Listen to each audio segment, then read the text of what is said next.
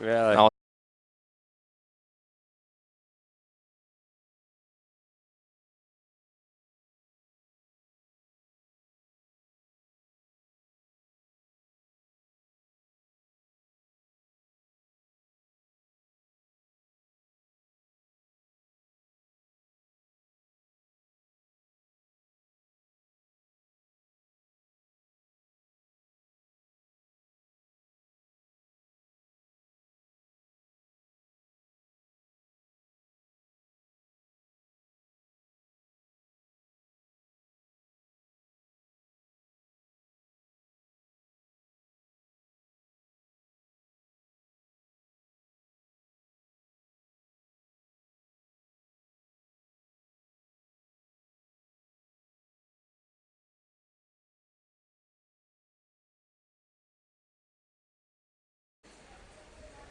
Ladies and gentlemen, boys and girls, wherever you're watching this coverage, right around the world. A very warm welcome to Casey Stadium as we're about to commence an absolute monster weekend of Indoor Cricket National Championships action. 10 live stream games coming to you this weekend, starting off with this one today. Victoria White taking on South Australia Red in the under-13 boys, the end of the round robin stage.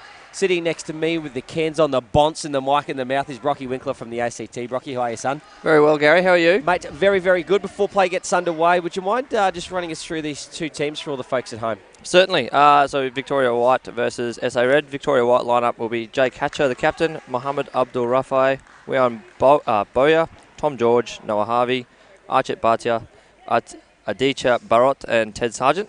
And then for the SA Red, we've got Luke Zarber, the captain, Darcy Cannon, Ryan Damasi, Hayden Schiller, Ryan Percival, Ben DeCono, Tom Hodgkinson, and Jameson Payne. Thanks very much for that. And I was going to go through your kind of resume about what you've been up to in the last 2 weeks, but it's awfully too lengthy. So maybe during the broadcast you can provide some insight about how busy you've been as play gets underway.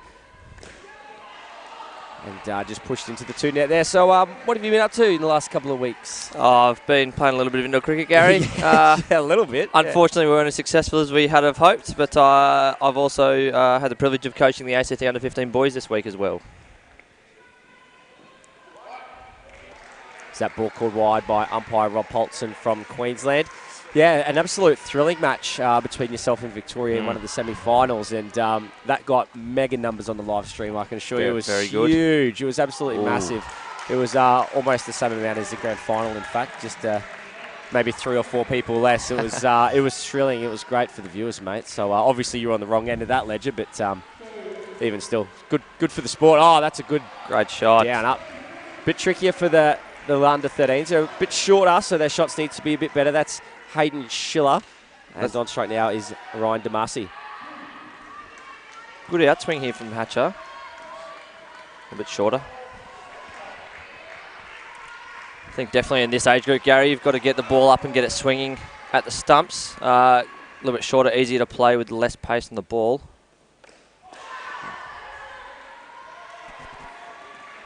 Little leading edge there, almost taken in the field by Barrett. So in terms of where these teams sit on the competition ladder, this is the last round of the round robin games. South Australia Red is sitting in 3rd. Victoria White, they're towards the bottom. Well, not towards the bottom. They are on the bottom, looking for their first win of the competition. Put your coach's cap on. What would you be saying to Victoria White in this game going into the final round? Well, first off, go out and enjoy it, because that's why we're here. But then just go through what your coaches have told you through all through the training. I'm sure they've worked very hard on the lead up here, and hopefully they can show us their talent and unfortunately what they may not have done for the rest of the week. Ted Sargent setting that one down the leg side, and the ball will stay pretty new throughout the innings. It doesn't get too scuffed up unlike an open men's game. I've seen the ball come off looking like a tennis ball this week. It's been absolutely put through the ringer because the courts are quite new here at Casey Stadium. They are. Yeah, great shot there from Damasi off the 3. Yeah, the ball in the opens tend to hold up a little bit, but obviously with a little bit less pace on here with the 13s, might be a little bit different. Shot. Wait for the umpire's call. I think it was 2. We'll wait patiently for that score to be put on. It looks like it was. Like a bit of a change up there, that ball, off spin. Here we go. Chance if he hits Oh, it, got get it him. out. How good's that play? The first opportunity here for Victoria White, and they take it. You little ripper, that's what you want when it's your last game and you want wickets. Terrific fielding at off sweeper there. Noah Harvey.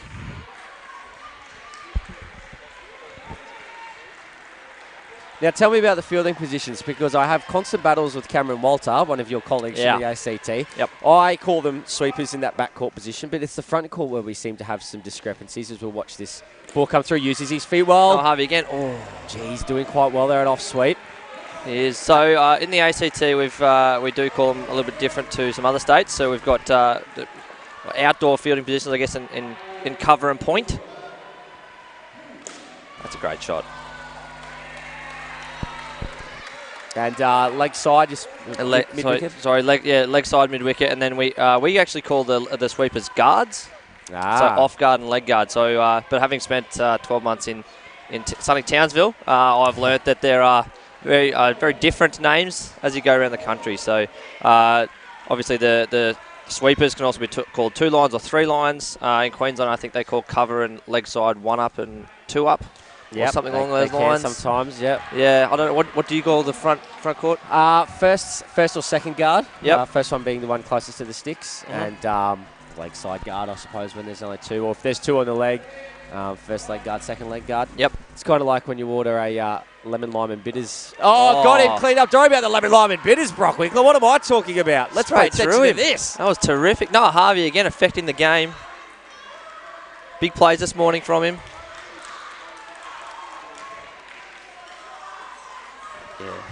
Just sends his leg stump rattled. Just had good shape about that ball. Nice and full. Good team position, and it's gone through him. Getting back to the beverage discussion, it's kind of like when you're in South Australia or Queensland, New South Wales, you might get a schooner of lemon, lime and bitters here, or a handle there, or a pot. Another chance. Diving. I like to see that for the young athletes. Diving, not too easy here on the new courts at Casey, but always effective.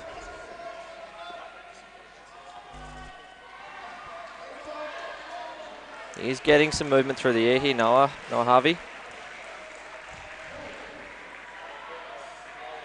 It's quite imposing, Damasi, in the 13s. He's quite a tall lad. Great shot.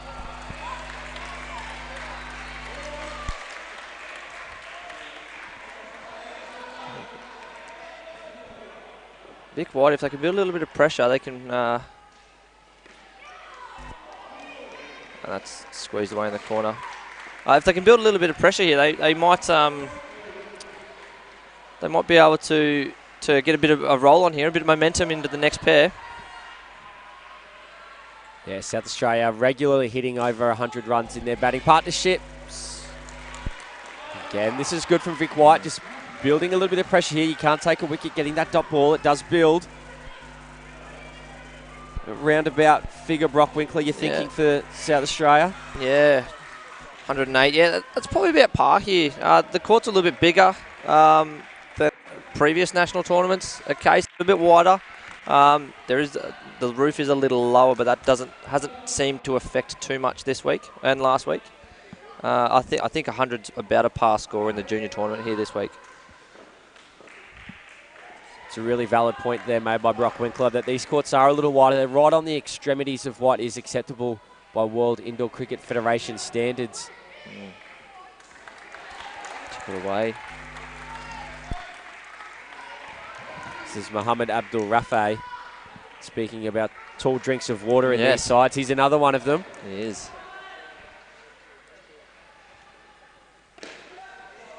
Great shot. Wow.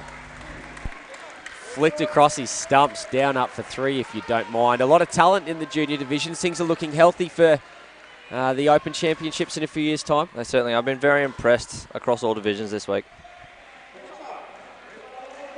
I remember when I first started, 2006 in Canberra in the under-16 division, Gary. Yes. I don't think we were this talented. So it's great to see the stars of the future here this week. What year did you say that was? 2006. You old man. I am. I thought yes. you were this youthful, young, up-about pup, but you're not. Goodness, no. 28 now. So I'm definitely starting to get on, I guess. Not too much. Snuck through. Oh, Your thoughts on that one, Brock Winkler? look, it's not such a bad no call. It's gone straight back to the bowler and through hands, but I definitely don't think there was a run once they realised that there was a possibility. So better to keep the 5 that you would lost for a wicket. He just flicked that one through the leg side than to sort of risk it and try and get 5 anyway. Last ball in this batting partnership. 28 the score. That's well played. And a very healthy start if you're in a South Australian red jersey. Yeah, definitely. They did sneak away there towards the end. They had 10 or 12, I think, after 2 overs. So just shows in this junior division, if you play sensible and build, you can really put on a big total.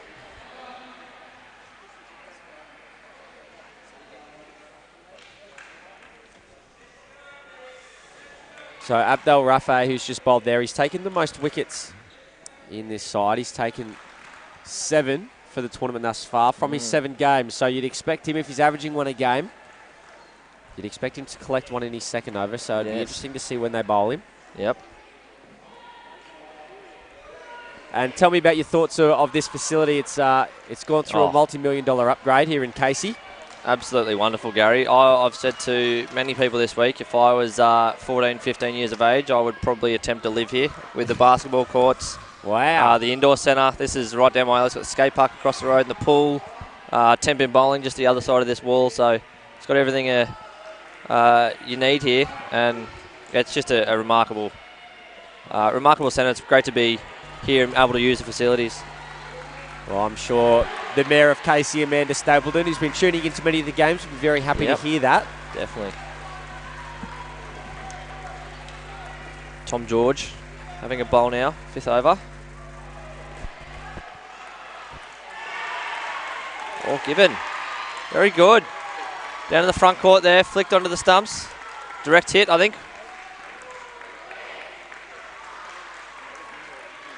Yeah, momentum's a funny thing, and at the moment, Victoria White, although they let that first pair get away, when they get a half chance, they're really taking them. They are, yeah. So that was a big thing for my team this week. We created a lot of chances, but unfortunately didn't take many. But Victoria White taking their chances this morning. Yeah, it's a very good call there by umpire Polson as well. Much short. Well played. Just dropped it a little bit in his length, and Zabo again, another tall lad on the front foot and punching over the top for 4 runs. Yes, the captain Zabo. Great touch. He want to lead from the front. He will. You know, and I find that quite pleasing when there is a loose delivery that the players do have the courage to put that ball away. Yes. I think sometimes we get stuck. Oh, that's quality. Lovely. 4 runs. Classic indoor cricket shot. Down, up, over, off sweeper, onto the back net. And absolutely no risk associated with that shot. Not at all. And you get the 4 runs. A couple of deliveries before where it was loose, just really opening up and going for it. Do you encourage your players to do that if it's in the slot? I do. I have this week, especially again on these bigger courts. I've told them to play with intent. That's something we saw during the Open tournament, is that the bad balls not so much looking to slog them, I guess, but playing with intent, playing hard, and there's a lot of value for your shots on these larger courts. So a wicket and 8 runs off that one. So a bit of an up and down one there from George, but these two batting well early. Yeah, Luke Zabo averaging a very healthy 15.43. Darcy Catton averaging 11.75. So you'd expect to see them up in the mid-20s. Or they're on the way at the moment. Aditya Bharat coming on with a few leggies. Started that one well onto the legs. Pulled away for 2.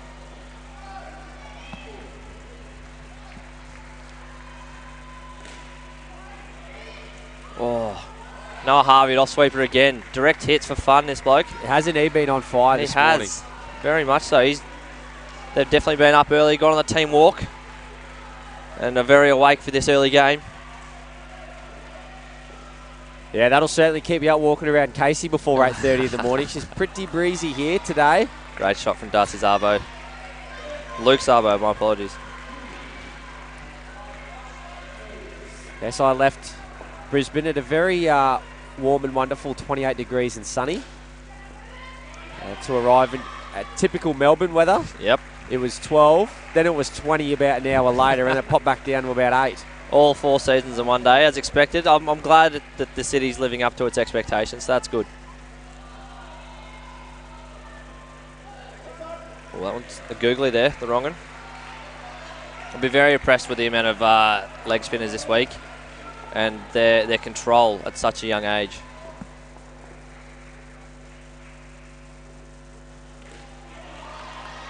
It's an excellent shot. Bravo again. These two just showing that sensible cricket will again build a really good total. No risk there. Again, that over 9 off it. Yeah, we have ballpark that South Australia will be hitting at least 100, 110 possibly. I'd expect to see them, if they're averaging around about 108, 110 thereabouts, but they're playing one of the lower ranked sides in the competition thus far, you'd expect to see them probably push north of that figure. I'd agree, yep. Victoria White, where do you think roughly they're sitting in terms of what you'd expect them to get for their run chase? This comp, they've averaged 86, so okay. Again, against the... that's just a great cricket shot. Punishing the full length, straight through the line, back over the bowler's head and back stumps for 7. Again, in the air, so somewhat risky, but that's just a very good cricket shot.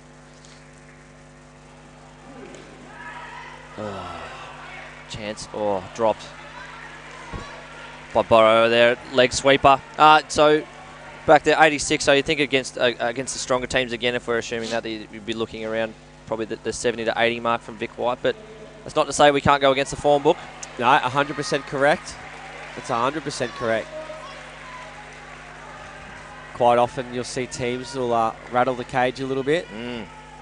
The sheep will savage the butcher, as they say. Certainly, and pressure does funny things, Gary. It's on the back net again, but no run.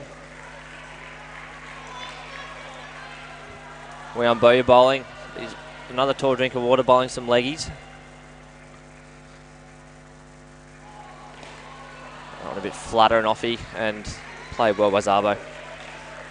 Yeah, you've touched on it already today, and I completely concur with you. It is very sensible indoor cricket shots from an under-13 boys division. It's extremely pleasing to see that they can adjust to this format of the game. There's a chance. My goodness, that would have been close. He's only got very tiny little legs, this Catton. Bartia very clean down the front court, and a direct hit would have been very close from Pipe Olsen. 1 over left this pair. They're on 30 already.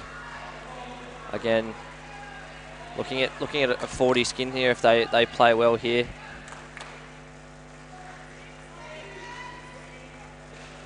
So it looks like they'll bowl out Tom George. He's got a good action, George. Just needs to get it up there like that. A little bit full though. Played into the net for 2. I was just about to make comment on that leg side sweep position, but they've adjusted it after that first ball. It's going to say that all game that the leg side fielders, the 3 fielders have been right on that 3 line and pushing forward. That last delivery that was back, but the coaching staff from Victoria fixed that up. Such a bad idea. Field a bit missing their stumps. Good sensible cricket again here from Catton and Szabo. He's very straight there for Szabo, but it's not such a bad idea considering the shots he's played. Straying down there. That'll be re-bowled. Last over of every skin. The batsmen have the option to re-bowl the ball at their discretion.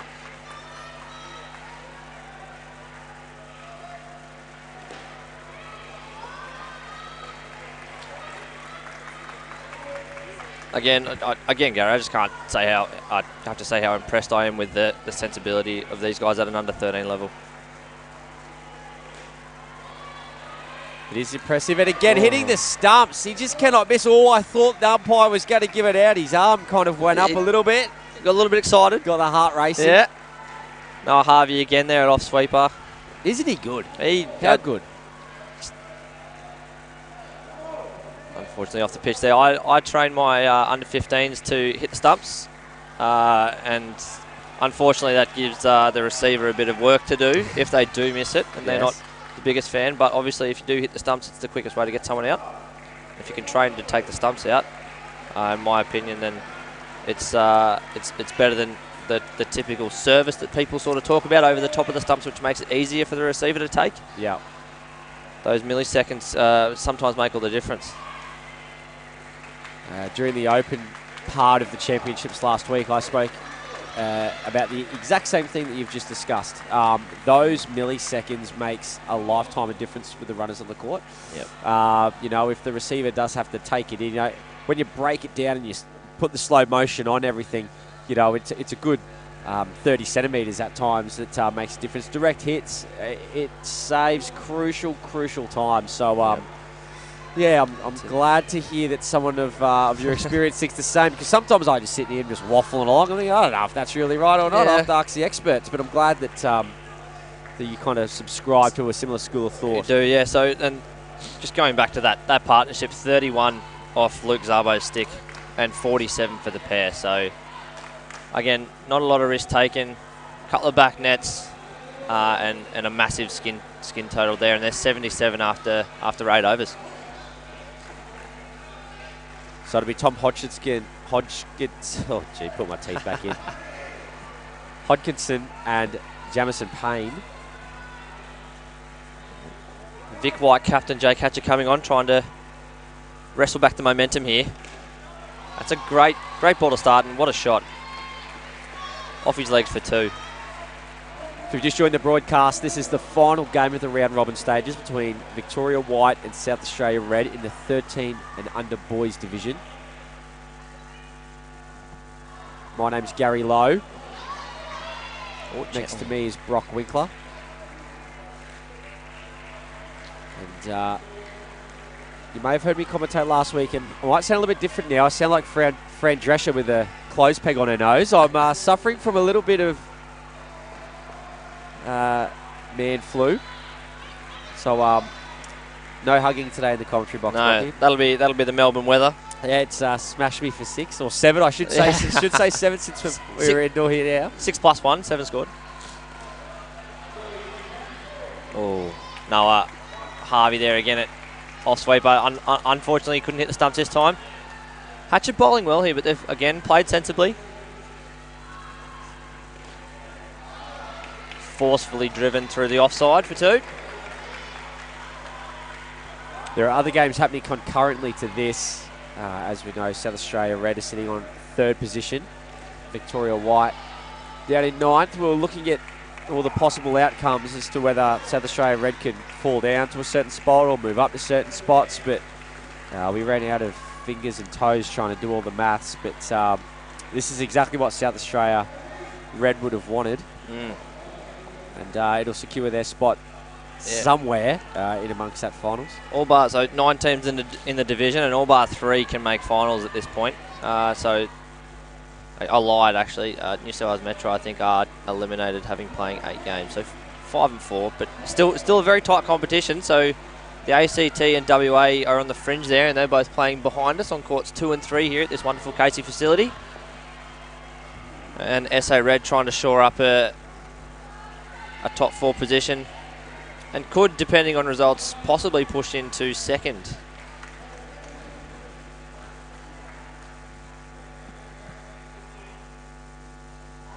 That's Queensland in this division taking on South Australia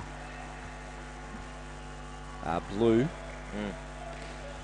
Oh, good bit of fielding. Unlucky to miss. He's done all the hard work there. Bowyer down there at cover. Terrific hands, and just unlucky to miss with the direct hit. That's a time where a service probably would have been a better option. Gary?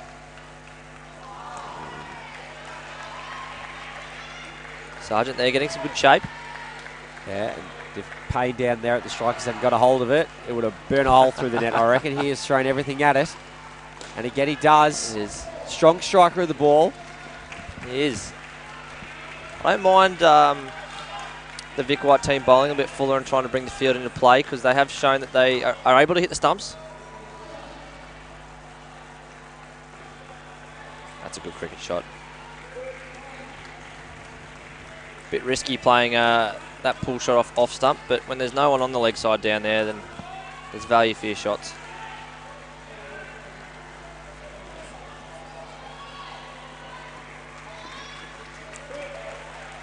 Two more there from Payne. Just, again, building a total here.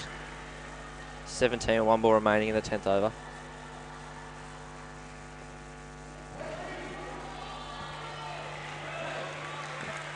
Kept off the net there again.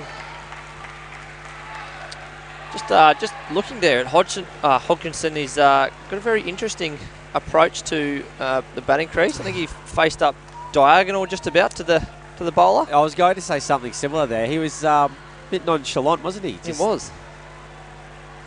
Very relaxed at the crease. Wasn't sure whether he was actually ready or not, but he played that one very well. As we look at our lovely spectators in the stadium here.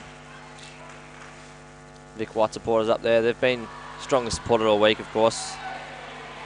Here in Melbourne.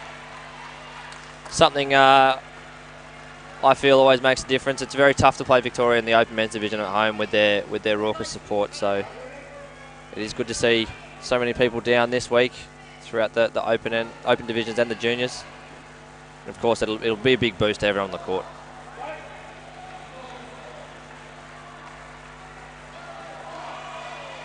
Well bowled by Bardia.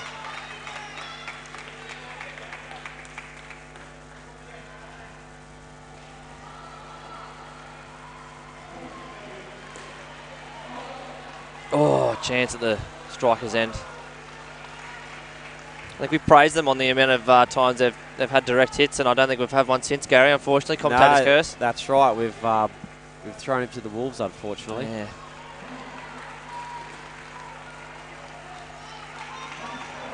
Snuck away for But even one. still, a very high standard of fielding here from Victoria, I feel. Yeah. Well, especially considering their position on the ladder. Yeah, exactly. So things may not have gone their way this week, which does happen in a national tournament.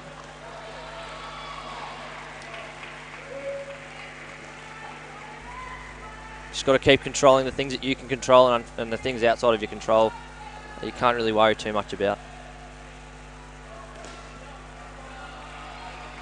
Yeah, Victoria, their closest opportunity for a win this week was against Queensland on Tuesday.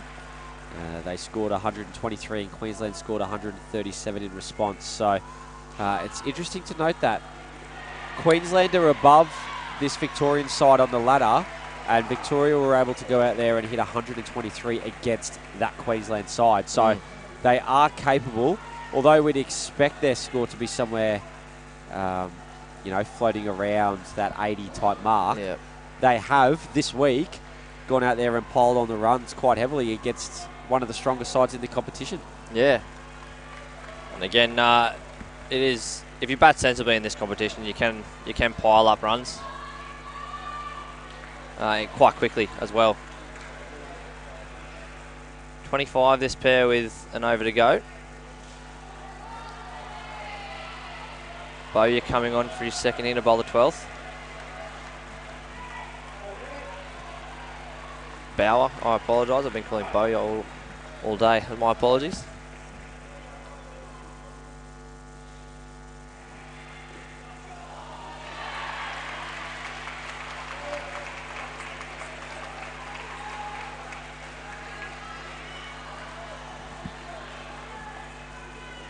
Yeah, Wine Bauer been one of the standout performers for this Victorian outfit this week.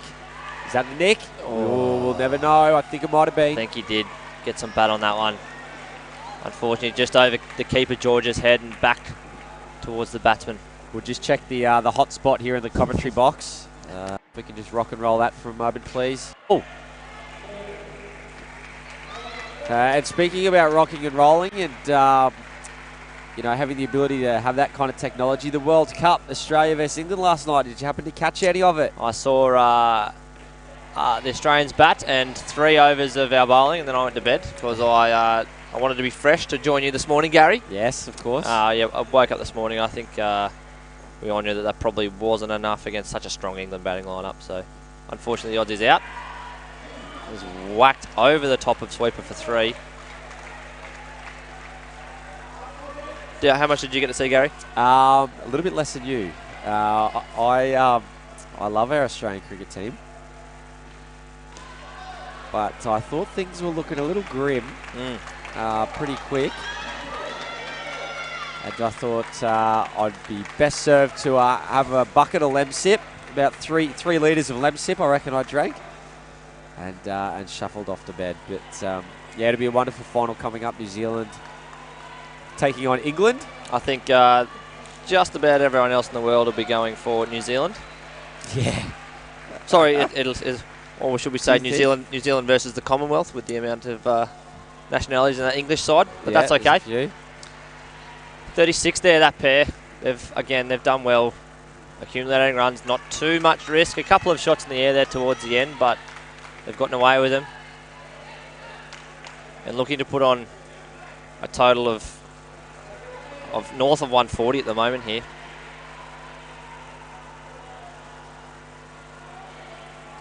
Ryan Percival, he's been going pretty well this week with the bat in hand. Yeah, averaging the most runs of anyone for the SA Red team. He's only played 6 games, but he's averaging 17.83 per game, which is really great going. And striking 135, so more than a run a ball. Mohamed Abdul Rafi coming on for his second. Got some seam up. That's really well played. It's just a really classic indoor cricket shot there by Decono. Averaging not quite as many as Ryan Percival. Still having a very good tournament. No ball, too high.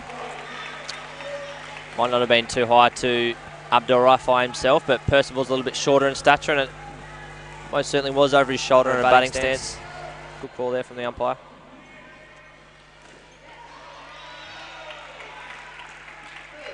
Yeah, that is absolutely correctly right. The no ball too high. It's the front shoulder of the batting stance. Quite often a not overly well-known rule. Brock Winkler, of course, all over it. Seasoned veteran. Yeah, had my time in the umpire stand. It was my first job. Was it? Yeah, umpiring at the National Indoor Cricket Centre in Lynham. Unfortunately, now no longer exists. But yeah, I've definitely spent a lot of time and know how difficult it is, as you do, Mr. Lowe, from many national tournaments, how hard it is to call the no ball from the umpire stance almost directly above the batsman. Yeah, there's no doubt it is one of the more trickier ones. Any decision that's down towards the umpire's end is always, it's got that heightened sense of complexity about it. Because of the angles that you're on, particularly, if you've got, say, a run-out decision, if we're going to talk about run-outs, the run-out at the top end or the non-striker's end, your field of view is opened. Your peripheral vision can come more into play. Whereas if it's down towards your end, as in the umpire's end, that field of vision is limited. The angles are much more tighter and your peripheral vision can't come into it as much. And, yeah, that no ball too high decision, it's one of the more trickier ones. Yeah, always... Obviously, the players don't always agree with the umpires, but always have the utmost respect for the job that they're doing, because I certainly don't want to do it and have that kind of pressure on me. So, and the job that they do is fantastic. So, thank you to all the umpires who have umpired, not just this week at the Juniors, but also at the Open tournament. Yeah, it's a big team, a team of 16. There is. And, of course, the tournament director, Mr. David Shepley. Yes, David Shepley, part of our Indoor Cricket Hall of Fame. I think, was he on the Yellow Ball podcast, Gary? He was. Oh, that's caught. Down the front. Decono just coming down the wicket, outside edge, off the 2-net, and safely taken there at cover. As we watch the replay here, fix your eyes on Jay Catcher, the man who caught the ball. He really gets up and about. We've just caught the end of it, but he really gets up and about and tries to lift his team and encourage him. That's good captaincy from him. Leading by example. That's what we like to see. Again. Oh, that's desperately unlucky. It's been a couple of times in this innings where they've got hand to the ball, fielded it quickly, but just unable to finish the job. Abdul Rafai down the front there. It's a few times it's just gone straight to hand. That's a better shot up and over. Abdul Rafai there. But getting back to your point, yes. David Shepley was the very first guest on the Yellow Ball podcast, which is an indoor cricket podcast dedicated completely to this format of cricket. Good catch, diving forward and taking it. Had to time it perfectly, and he's done exactly that. Victoria showing the way in the field again. Here we go. Maybe a little bit of momentum here for the Vics. They're up and about now. A little bit of pressure building on this pair with 2 outs and the 1 over. If Victoria can keep this skin down, it's always a chance to chase batting second on these big courts. Oh, well fielded. Excellently fielded there at leg sweeper, keeping it off the net and saving 2 runs. Tom George. A lot of energy and excitement there from the Victorians, their coach, telling them what they need to do for the final 2 overs.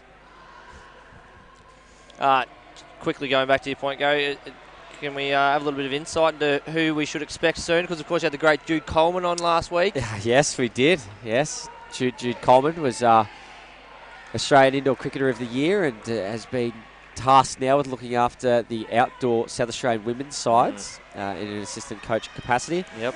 We're certainly finishing the season off with a bang. Clive Rose will be joining us. Excellent. Willie Brink, who's a South African player, won MVP at the World Cup in Dubai. It was part of the World 8, I think Willie was. Yes, he certainly was. Came across and played for Western Australia in the Open Men's Division. Brianna Binch, Indoor Cricket Manager and Vice President of the World Indoor Cricket Federation. Yep. And the second or third most important job in Australia, the Open Men's Australian coach, Brenton Bryan. Another good touch there from Abdul Rafai.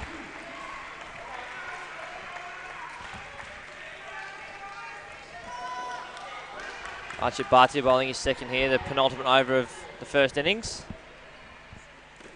That's well played. Really good hands. Watching it all the way under his bat and playing it under his eyes. Excellent shot there from Decono.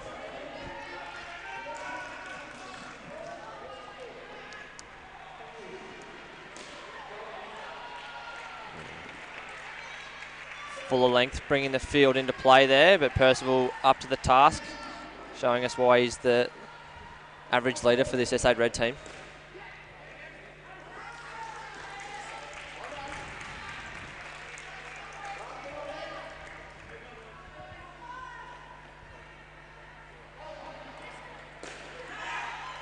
Taken. Percival looking to go big and try and wrestle back the momentum, but that's just given Victoria another wicket. Caught and bowled by Bhatia. Vic White again. Momentum into the final over. Momentum very big in indoor cricket, Gary Lowe. Oh, it absolutely is, and I love when he catches this ball, throws it away, sticks a finger up in the air. Yeah, baby. Nonchalance. I love it. In the under 13s division. They certainly know how to celebrate the Victorians through all divisions. And look, I'm thoroughly impressed with this Victorian side right now. This is the last game of their tournament. They are yet to win a game. They're playing a heavily fancied South Australia side. This is the last batting partnership they're bowling to, and they are still at it. 100% committed to their state and to each other. It's a real testament to the players out on the court and their coaching staff. So a big hearty well done to you. Thoroughly impressive. Very much so.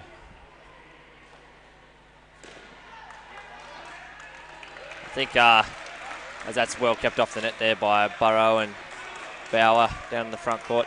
I think it's just a testament to how much these kids just love cricket as well. They're just happy to be here playing this fine game.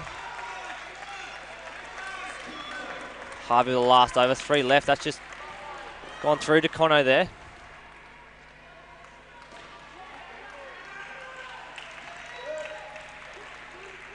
So I said they could go north of 140 here, but as you've said, Vic White have done terrifically. 125 with 2 balls left. Oh, but that's an extra. That'll 2 runs and an extra ball.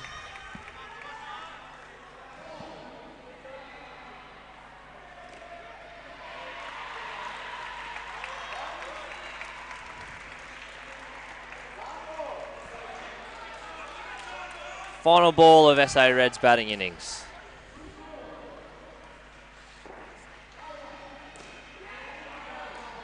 That's just a very good cricket shot. DeCono gives the fist pump. Down up 3, last ball, walks off the court. 18 for the Skinner, 131 SA Red have put on batting first. As you've said, Gary, a really good effort from the Vic Whites considering the circumstances. Yeah, no doubt about it. DeCono quite pumped as he walks off there. I know that back home watching Jessica DeCono should be cheering him on. So hello to Jessica, and Joe Howe saying go Victoria on social media. Of course, you can watch all of this game live streamed at the Cricket Australia Indoor Facebook page. 131, it's quite a formidable total. There's no doubt about that.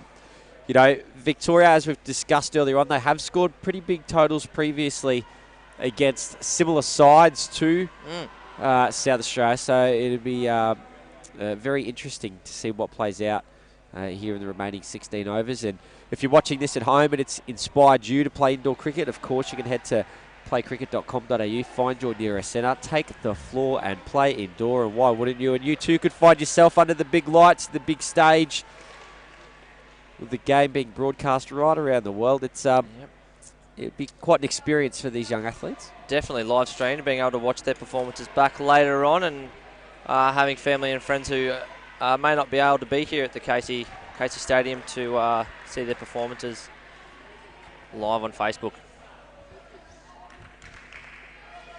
So we've just seen the umpire give the second ball to the players, the Burley Seacombe indoor cricket ball, which of course is the #1 standard of indoor cricket ball, used by many indoor cricketing nations, Australia, New Zealand, South Africa.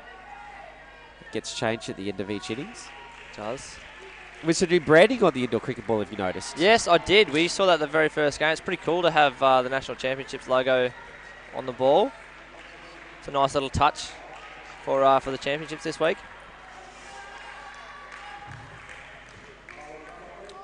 So we've got Noah Harvey. Do we know who's down the other end? I'm sure we're about to find out. It looks like Ted Sargent, but I could be wrong.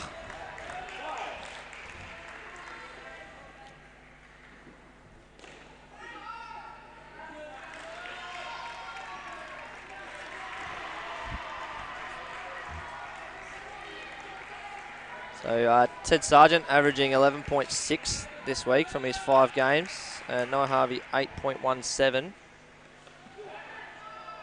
That's pretty quick there from Payne. Yeah, it's pretty express, sharp, isn't it? That's very fast. especially in the under 13s division. So if we're looking at the stats straight off the bat, we're looking at around about a 20 skin. But again, the form book does go out the window in these circumstances.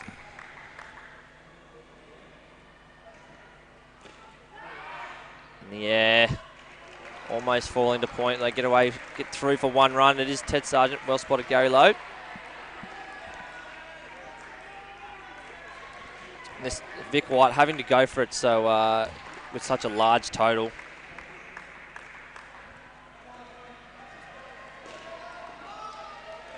It's well played. It's a really important aspect of indoor cricket that, yes, of course, you're out there to score runs, but sometimes you need to block a ball out and pay a bit of respect to a good delivery. It's important to get that balance right between scoring runs but also acknowledging that it might be time just to paddle one back. Indeed. Oh, they've snuck through for 1 there. Yeah, there's no need to force things, especially in the very first over, obviously. If we get towards the back end, we may need to start, Vic White may need to start forcing it. But for now, respect the good balls. If they bowl one in your zone, hit it with intent, hit through the line and make a good call. As that is full and wide, smack bang on that, inside that line there. Called fair by umpire Polson. So just with the standard of bowling there by Payne, I think that's probably good just to be getting away with 2 because he's been pretty destructive in the tournament thus far. Has Payne taking 8 wickets from 7 games. Only conceding 5.14 runs per game. That's 1 for 5 per game is pretty remarkable. It's a lot of dots. Yeah, it is. It is the best statistically out of his side in terms of the runs conceded. Ben DeCono comes on the bowl. Slides down the leg side there. That'll help. the Vic White cause.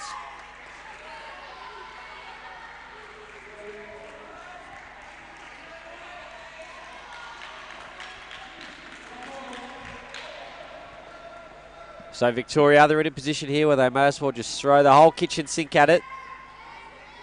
What I mean by that is don't start trying to hit sevens off every ball, but don't be afraid to push the envelope a little bit here. They've got a big total they need to chase down, 131. Definitely.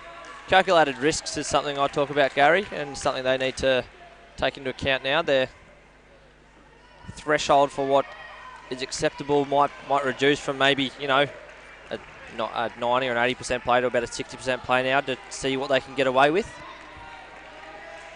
Little ones in the corner or hitting to fielders and running possibly, but we'll soon see. Just got to build an innings. That's well played. Yeah, tucked around the corner for 2 runs. We saw the second pair for SA Red not really take too many risks and put 47 on, and it is possible. 2 a ball in this format, it's 48, and that is more than enough each pair to get them where they need to go. Yeah, the tricky part comes in when you lose that wicket, doesn't it? Because you're trying to get that 2 a ball, then all of a sudden you're at a -5, and you've got to try and make those runs up. Yes. That's what makes this sport very tricky. I always say whoever invented indoor cricket is a sick person. It's horrific. You get out, -5, sometimes you come off with less than you walked on with. Having come from the outdoor game, though, I do enjoy the fact that you can get out and continue to bat. Oh, it's beautiful. That's a big one for me. Yeah, outdoor cricket, you go out there, you snick one to the keeper, you're out for a duck, you sit there reading the newspaper for the next 4 or 5 hours. Yep. Enjoying the company of your terrific teammates. Yeah, that's right. Slid down again the leg side there. It's a better over there, 10 off it. That's what they need, is middle overs, just consolidating the base that they've built themselves here. And then the 4th over, looking for momentum for the next pair coming in. I think the real key is holding on to their wickets as well. If they can limit the times that they're dismissed, it'll go a long way.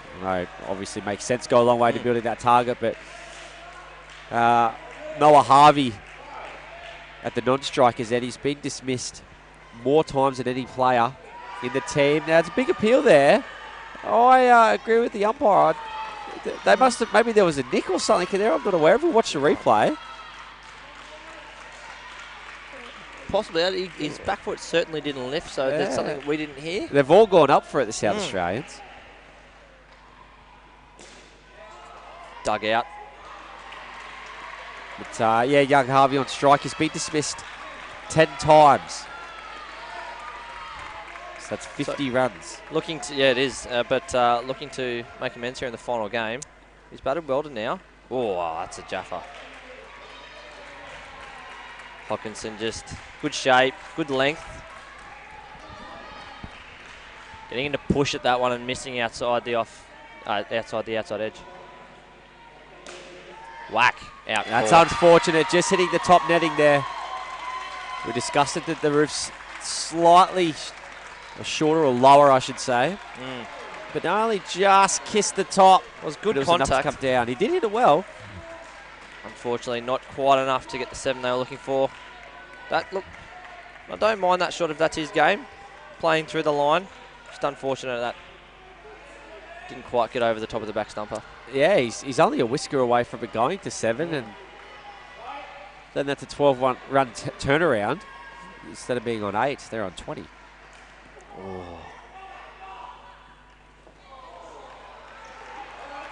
Away, good dive there at the end from Harvey. I think they may have received some instructions from the coaches that they need to push on early here.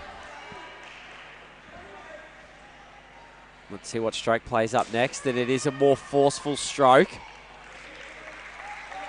So perhaps that is the instruction.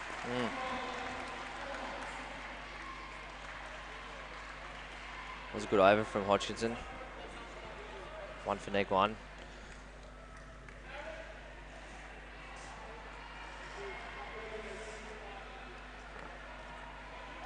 So we have a player leaving the court. Ryan DeMarcy.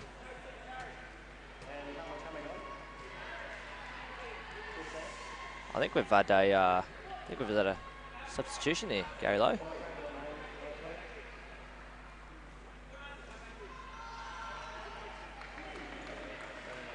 I think you might be right. It's difficult from our vantage point here to see exactly. Possibly blood. Possibly a blood replacement player. It might be. He's got a leg of his pants right up on the knees, so maybe. Anyways, DeMarcy has gone off, and we do have a replacement player on the field. We'll try and find out exactly what the circumstances are.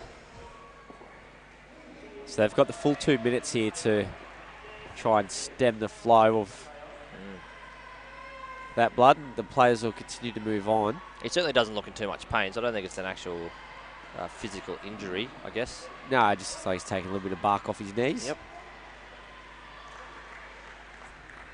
The game does continue. That blood replacement player, Gary, you will, I'm sure you'll know. Can he wicket keep? Can't wicket keep. Can't wicket keep. Can't bowl. Obviously can't bowl. There used to be a rule a long time ago that you couldn't receive either. I do remember that one. Yep. But that was changed because, you know, if you've got a leg or an offside sweeper coming in and then they come in to take the stumps, what are they now, a receiver? What can they not be there? It was just a little bit too ambiguous. Yep.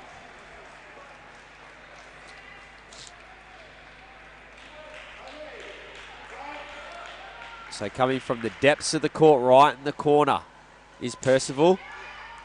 Oh, off hands.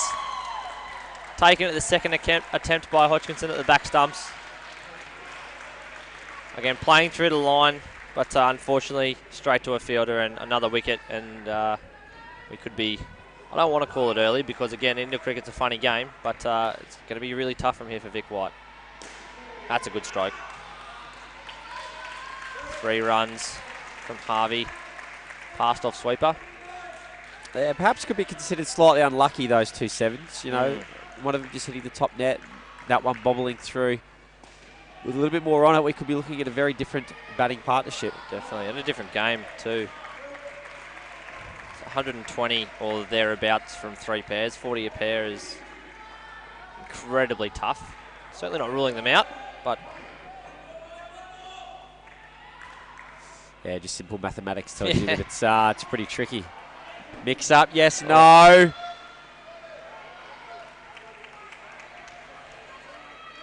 little bit of indecision down there. Unfortunately not taken by SA Red, but again, they've still got the pressure on them. Shot.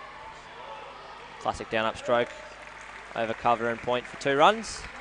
Final ball of this first batting partnership.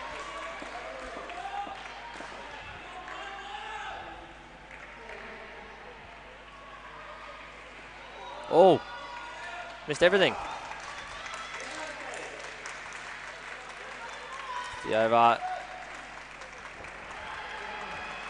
Noah Harvey and Ted Sargent walk off with 13. With 3 wickets, I believe. But they batted well. Unlucky in patches, as you've said, Gary Lowe. But unfortunately, it makes things very tough now for Mohammad Abdul Rafai and Archit Bhatia. Oh, sorry, no, my apologies, Aditya Barrow. Yeah, look, I don't mind seeing what I saw in that first batting partnership. They were quite measured in their approach when it was required, and when they decided to press the button and go for it, it just didn't pull off when you're chasing such a big total of 131. You know, they want to go there and win it. They're off onto the sideline now. They don't seem too fussed about it. They seem to have enjoyed their week. That's their tournament done and dusted, of course, for those 2 players. Yep. So the substitute player is number 15, Mera. Just looking over, I think DeMarcy is still on the bench with his leg rolled up. Doesn't look like he's in too much of a rush to come back. As that is out, first ball. Hit straight back to the bowler, flicked onto the stumps, direct hit, run out. It's not what you want, the very first ball of a partnership. No, in South Australia, too good at the field as we watch the replay here. Off his own bowling, looking back, flicking it, yes, and caught well short of his ground. A desperate lunge in vain, unfortunately. -5 comes off the total. Victoria on the solitary 8.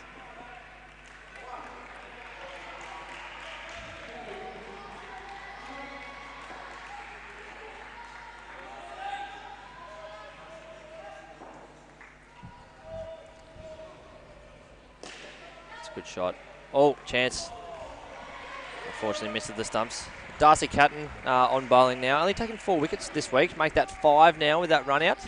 So he'll be looking to make a few additions to that tally before they go on and play in the finals later today. That's in the air. And there's another one for him. Caught it off sweeper. Outside edge. Off the net. Easy catch there. That's well bowled. He's got really good shape. Good action. SA definitely enjoying celebrating that wicket there. Yeah, why wouldn't you when you've got a team on 6 and they're just There's going for it now? Oh, just getting his fingers underneath it in South Australia. Really applying the blowtorch to the belly. Jamison Payne, 2 catches in a row. That one was a good grab. Down low. See it on the replay there. Great catch, and they're all excited. Oh, beautiful vision there by our broadcast partner, Sportscast. How good's that? Terrific. That halfway camera showing he clearly got his fingers under the ball there. Great over from Darcy Catton. 3 for -12.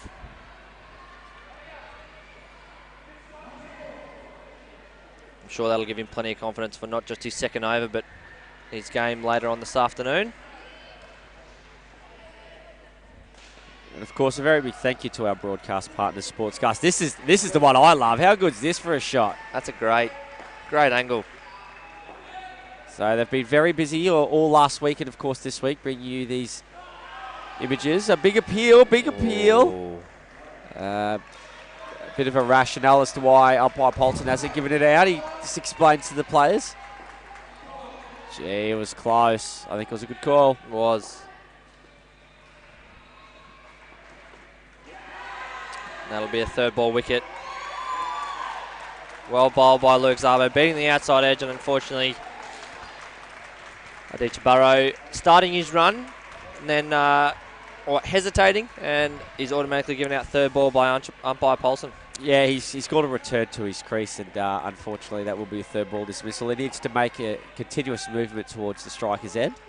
He's allowed to speed up, he's allowed to slow down. That's okay, but once you kind of stop and prop and then go back, or just become a bit of a pot plant in the middle of the field and don't do anything, then unfortunately. That's out. Another chance there for Sabo. This pair, unfortunately, neg 16 at the moment. SA Red showing why they're towards the top of the table.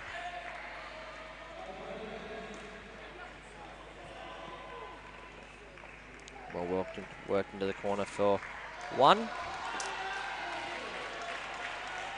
Although this is the last game, this will be a good test for these 2 batsmen to get themselves out of this hole and play some good cricket. Give them something to take into next year, possibly. Yeah, look, as you know, you're a part of the development of the players in your territory, and it is very much a developmental phase that these players are going through. And you know, there's the old adage: if you lose, you learn. You know, it's definitely. Yeah. You always got to take something away, and it's good to see these young athletes out there, and a lot of them come from the outdoor cricket format I've seen, which is also pleasing. In my side, we've had my under-15s team. We do have a lot of players in the ACT outdoor setup as well, so it is good for them to learn to play the ball a little bit later, bowling different areas, and the fielding, of course, is the big one, learning the angles off the nets and getting themselves in the right position to be able to throw upon catching the ball. I always tell my players, no matter what, or no matter when they're playing, whether it's a social game, whether it's a game where they may not see any chance at a national championships here, that they always take something out of it and go out there with a purpose. Yeah. So whether that's every ball they get full that they play through the line, or whether they anything short they play into the two net, or with their bowling making sure they're trying to hit a specific spot on the pitch. So it'll be good for these two to do that, get something out of it so that they can move forward with their indoor and outdoor cricketing careers. Yeah, very, very well said indeed. And the indoor championships here at Casey Stadium are available at the Cricket Australia Indoor Facebook page. Big appeal and give it out. Well, this replay will be very interesting indeed. The striker doesn't necessarily agree, but they often don't. Let's see if Abdul Rafai's foot moves. Oh, and the thing is, on the line is out in indoor cricket. Have to have some part of your foot on the ground behind the line, and that was tough, but umpire Paulson has a better view than we do. He's literally got the best position. I'd give it out again. Terrific work behind the stumps there from Percival. Great hands. Let's watch this one come down. His back foot moves. Yes. Definitely lifted out, and he still hasn't quite got back, unfortunately. Quick hands to remove the bails there from Percival, and really well bowled by Schiller.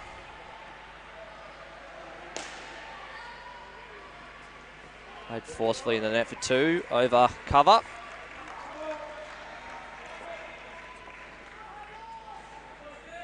South Australia also have to take something away from this game as well. They can't switch off and let them get away. Now they really have to do what they need to do in the field to take something into their semi-final later this afternoon against whoever it may be. Yeah, and it'll be a good test of their discipline to make sure they're doing the little things right, because they're going to have to if they're going to hold up that National Shield, which I think you presented to one of the teams last week out on court. Was it the 21 and under men's? South Australia Red, yeah, presented the shield to Cam Bullard. Was then selected in the Australian under-21 side.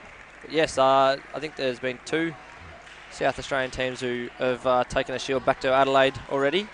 Under-21 ladies as well. So never know, there could be more shields going back. Yeah, the 21 and under ladies going back to back, which is pleasing. And the South Australian men's side, that's the first men's championship won at an Open Championships for South Australia. Ever. Wow. Ever. There you go. They have that under-21 men's side. Cameron Bullard, Zach Schwartz, Lockie Ferguson, Ben Pye. They have some really quality talent in that team. All of whom could definitely play at the open level. So hopefully they all move onwards and upwards and add to what is already a very talented South Australian Open men's side, and they can really give it a shake next year. That's a good shot from Rafai. Let's see Ryan Damasi back on the court, so must have been a blood replacement player because he is all good in bowling.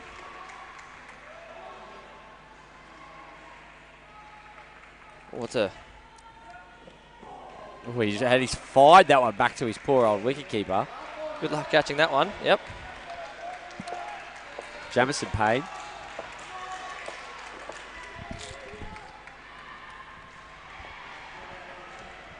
That's a leg spinner. He's they've taken a run here and given out. Caught short of his ground on the final ball. They've made it back to 0, but unfortunately they'll leave the court on -5.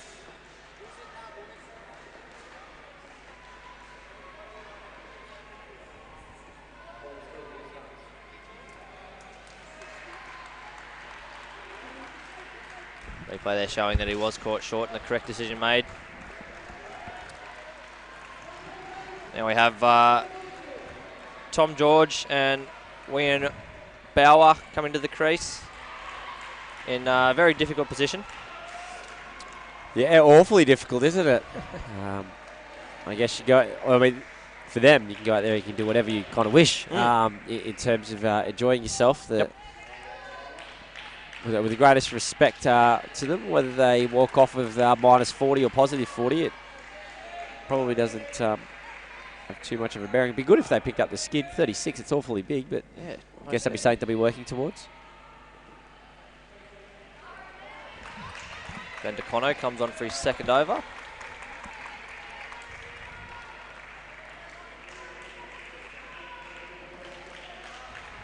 William Bowyer tops the run chart for Vic White, so hopefully he can put on a performance today.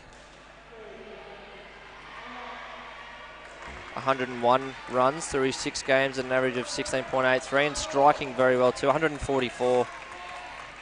Yeah, 144, that's right up there. That is. Even some of the higher ones you'd expect to see around that kind of 130 and 130s at the upper echelon. That's massive. And Tom George, 5 games, averaging 10.6. So these two could definitely give the skin a shake here if they play well.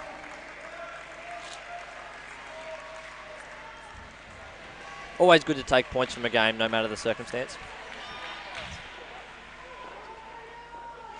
Yeah, I'm sure no doubt they'll be eyeing off that last batting partnership of South Australia where they scored 18. That was the lower,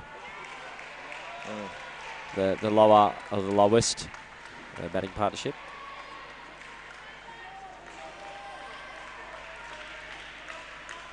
So, of course, you can watch plenty of indoor cricket here today. We bring you all the action from Casey Stadium here in Cranbourne. Oh, double runs and they get away with it. Love seeing that kind of action. Of course, the ball's never dead in indoor cricket. Bell looking for 3 there, trying to come back on the arm.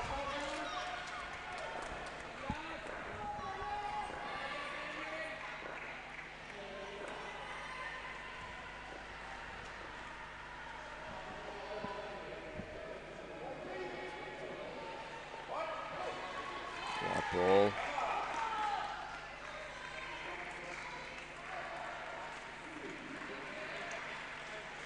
None for 16 from DeCono's 2 overs. Some instruction here to Bauer and George from the Vic White coaching staff. Seems to be a bit of instruction from both coaches over the quarter. Do you tend to see that a little bit more in the junior tournaments, that players will come over to the side to get that kind of guidance more so than the Open Championships? Yeah, definitely. Again, this is still a learning experience for many of them, especially at this under-13 age group, so it's good to have those coaches there. And this show called Court 1 here at Casey Stadium allows the coaches to be on the sidelines and get that kind of access to their players, which is good. That's forcefully pulled into the 2-net. Ron DeMasi on for his second over.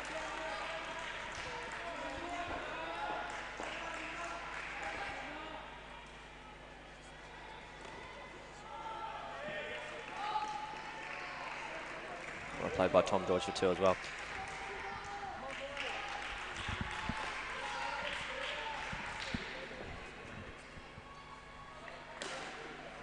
Oh.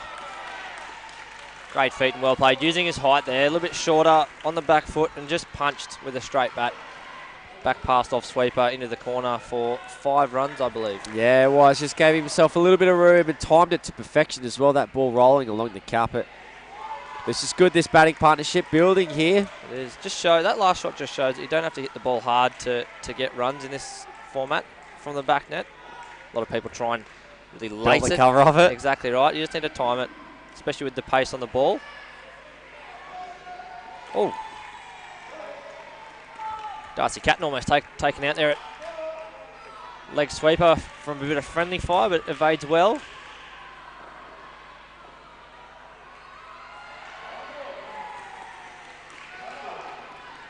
Well, we discussed that maybe the Skinner 36 might be a little bit too tricky to run down, but at the moment the Victorians well on their way.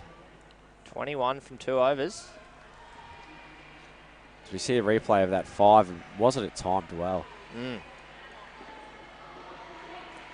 Got his head in line with the ball and played through the line. Good shot.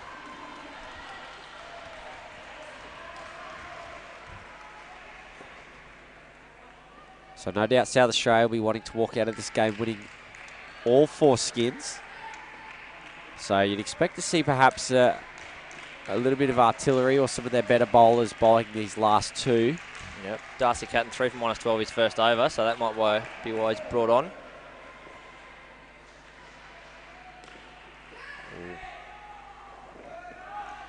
Bauer playing that one off his own foot for one.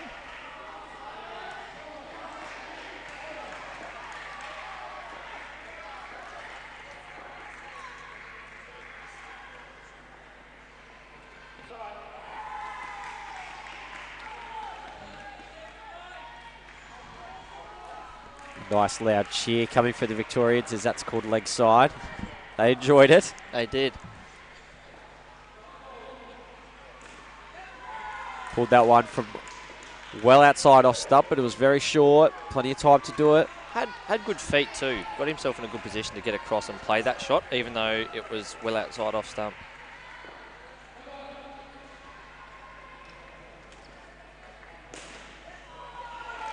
Play with intent.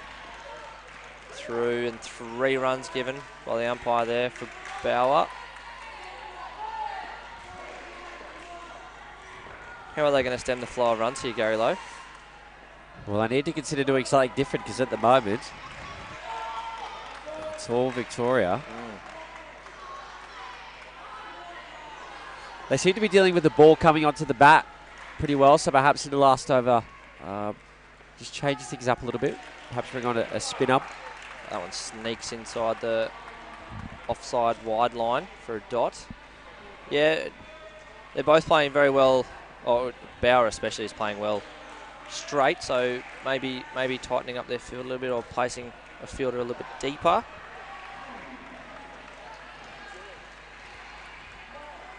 Tom Hodgkinson to bowl the 12th.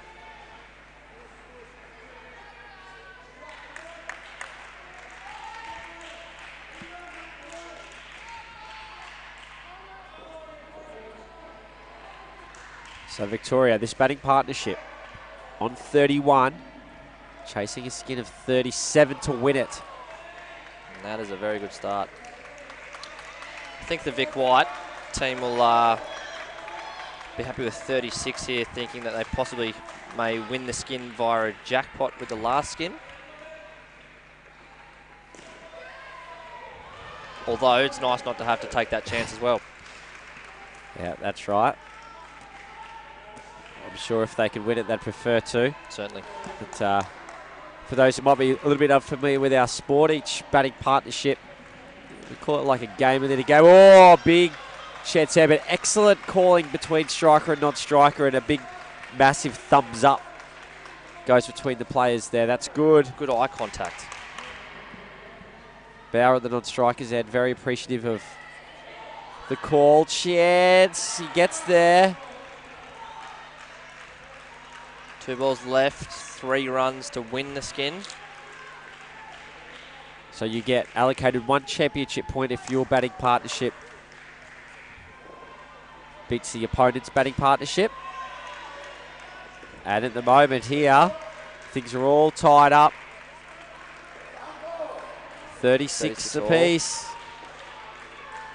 Bauer, he'll be on his bike very quickly at the non-strikers end. You watch this man, he'll be off. There he goes, very quick. Well played.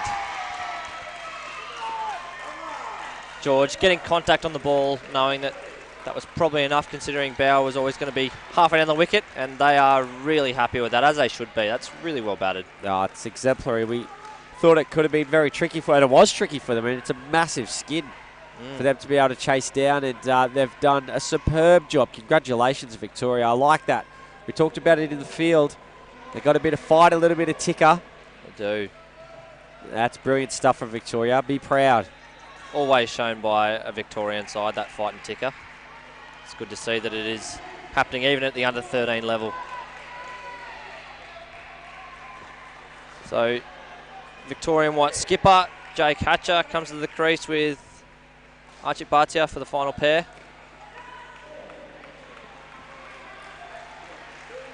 Jamison Payne coming on to bowl. And again, that's one of the good things about indoor cricket. Now, at the moment, the score's 131 to 48. Yet there's still keen interest here. They can get 19 and pick up 1 more competition point before it's curtains on their national tournament. That's the great thing about our sport or this format of the game is there's always action happening. Going by the stats, Gary, it's going to be very, very tight on the skin here. As that is played up into the roof, into the side net, and taken very comfortably at cover there. Unfortunately, Barcher getting out caught and being asked to return to the striker's crease as they didn't cross. Safe as houses there at cover. Yeah, did well to read the trajectory of the ball coming off the net, hitting the top, then the side. Oh. Going back to that, sorry. Jay Catcher averaging 6.2 through his 5 games, and Archie Bhatia averaging 11.71. That equals just pretty much bang on 18. So it's going to be tight, that's for sure. Well, I'm happy to round up from 17.9, if you are. Yeah, yep, I'm comfortable. Very good. And as we've said, a tied skin will jackpot onto the next skin. As there's no next skin, as this is the 4th skin, will jackpot back to the 3rd skin, and Victoria White will take the skin in the event of a tie. Oh, mix up.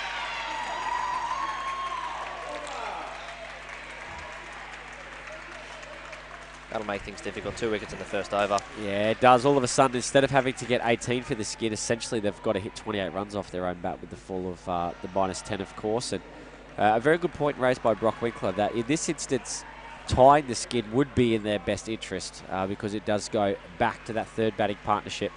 Whereas in the 3rd batting partnership, if it was tied, it goes forward to the next one. It's somewhat of an unknown as to whether they'd win that or not. So for the 4th batting partnership, a tie is good for them. It is. Great 2 overs from Jamison Payne, 2 for -3.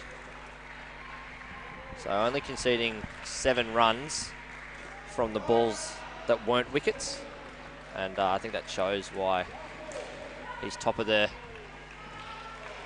pops for runs conceded for the South Australian red team.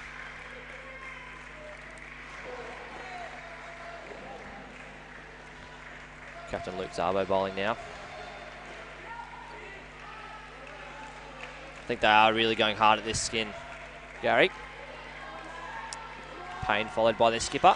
Yeah, why shouldn't they? Luke Szabo making the All-Australian 13 and under boys side. That Australian side were defeated by South Africa in the grand final. South Africa 102 defeated Australia 70 in the Junior World Championships, or Junior World Series, I think it is called. Yeah, Junior World Series in New Zealand last year. It is, as much as obviously I'd love to see Australia win absolutely every division every time, it is good to see the world game flourishing in other countries. South Africa obviously winning the 13 under boys, and I believe the New Zealand won the 17 under boys on their home soil. So defeating South Africa 100-74 in the final. So it's good to see that there's a lot of talent coming through, and not just Australia, but all countries, which will only make the game stronger. Yeah, there is no doubt about it, and we've got some international guests that are joining us in this Junior World Championships. Indeed. Sri Lanka in the under-15s. We were very fortunate to play them in our very first game. As may be expected from a subcontinental team, a lot of spinners in their side, which is good, which is really good to see, because there's not a whole lot of spin that goes around Australia, so a little bit of point of difference.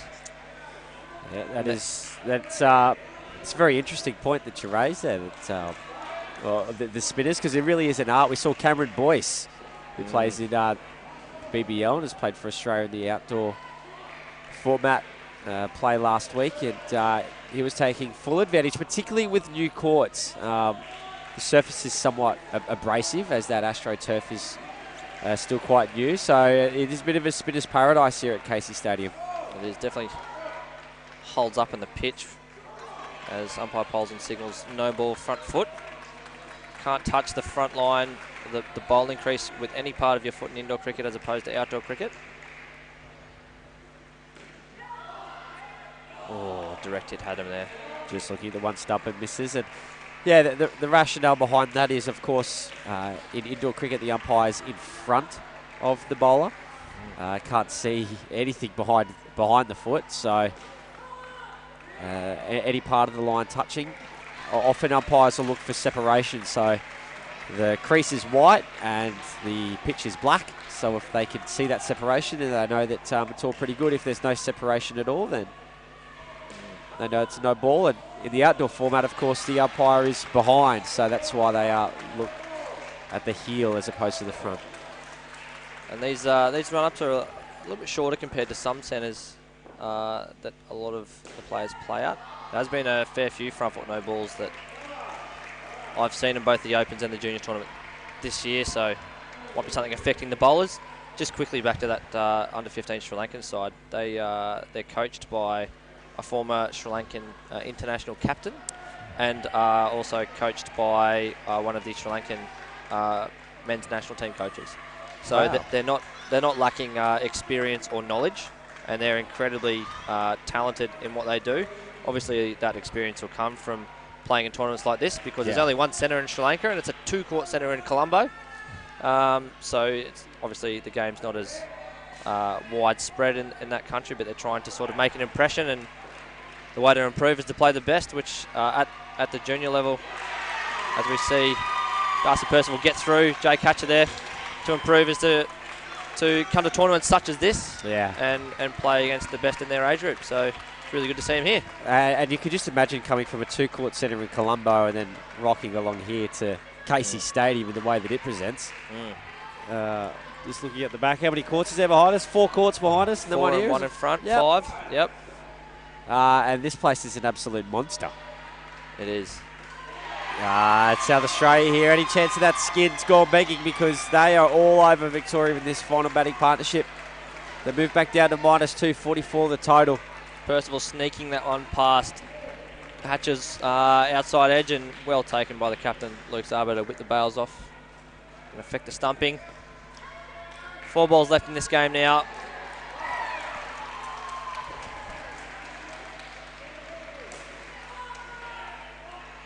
Oh, another chance. Again, at this point, it doesn't matter. But I know for a fact that South Australia will still be disappointed that they didn't get the run out there. Yeah, competitive until the end. And we see 2 more deliveries in the Victorian campaign. A bit of gamesmanship here from the non-striker.